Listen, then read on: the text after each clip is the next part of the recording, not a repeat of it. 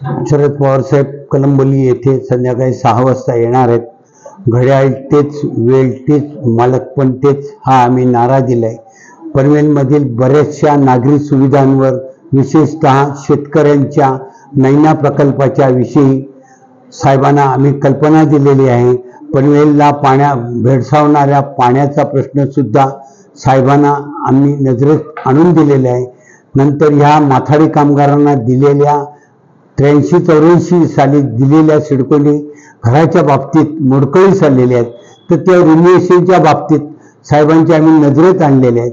असं माथाडींचे प्रश्न आहेत, स्टील मार्केटचा प्रश्न आहे, बरेचसे अशा नागरी सुविधांच्या प्रश्नाच्या बाबतीत साहेबांच्या नजरेत आणून दिलेले आहे. आणि साहेब म्हणाले मी पनवेलला येतो आणि तुमच्या त्या नागरिकांच्या समस्या बघतो आणि त्याच्यातून तोडगा कसा काढायचा ते मी पाहतो.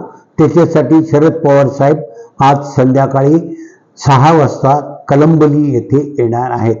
एक स्वाभिमान मेळावा आमचा आहे आणि त्याच्यात आम्हाला कार्यकर्त्यांना आणि सगळ्यांना दर्शवायचा आहे का हा मिठासारखे जागणारे आमचे कार्यकर्ते आहेत. हा या मिठाच्या रांगोळीतून आमचा उद्देश आहे.